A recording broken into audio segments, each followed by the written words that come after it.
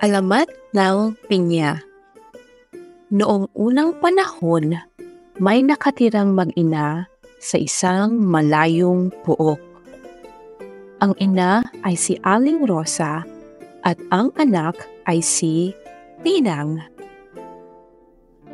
Mahal na mahal ni Aling Rosa ang kanyang bugtong na anak. Kaya lumaki si Pinang sa layaw. Gusto ng ina na matuto si Pinang ng mga gawaing bahay. Ngunit laging ikinakatwiran ni Pinang na alam na niyang gawin ang mga itinuturo ng ina. Kaya't pinabayaan na lang niya ang kanyang anak. Isang araw, nagkasakit si Aling Rosa.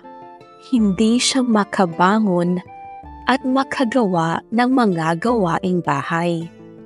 Inutusan niya si Pinang na magluto ng lugaw. Isinalang ni Pinang ang lugaw, ngunit napabayaan niya ito dahil sa kalalaro. Ang lugaw ay dumikit sa palayok at nasunog. Nagpasensya na lang si Aling Rosa. Napagsilbihan naman siya kahit papaano ng anak.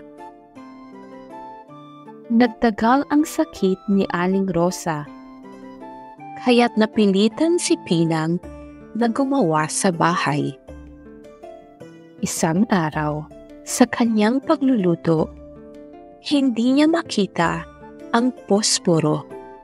Tinanong ang kanyang ina kung nasaan ito. Isang beses naman ay ang sandok ang hinahanap. Ganon ng ganon ang nangyayari.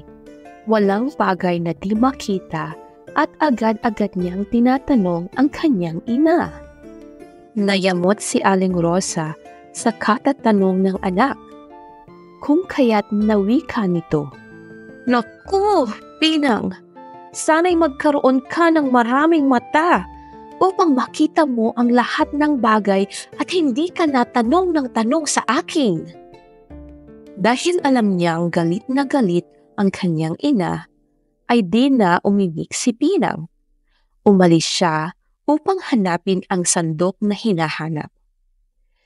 Kinagabihan, wala si Pinang sa bahay. Nabahala si Aling Rosa. Tinatawag ang anak, ngunit walang sumasagot. Napilitan siyang bumangon at naghanda ng pagkain. Pagkaraan ng ilang araw, ay magaling-galing na si Aling Rosa. Hinanap niya si Pinang. Tinanong niya ang kapitbahay kung nakita nila ang kanyang anak. Ngunit naglahong parang bula si Pinang. Hindi na nakita ni Aling Rosa si Pinang. Isang araw, may nakitang halaman si Aling Rosa sa kanyang bakuran. Hindi niya alam kung anong uri ang halamang ito. Ingalagaan niyang mabuti hanggat sa ito ay magbunga. Laking pagkamangha ni Aling Rosa nang makita ang anyo ng bungang ito. Ito'y hugis ulo ng tao at napapalibutan ng mata.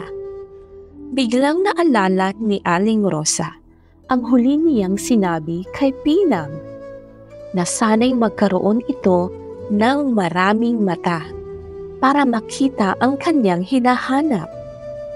Tahimik na nanangis si Aling Rosa at laking pagsisisi dahil tumalab ang kanyang sinabi sa anak. Inalagaan niyang mabuti ang halaman at tinawag itong Pinang. Sa palipat-lipat sa bibig ng mga tao, ang Pinang ay naging pinya.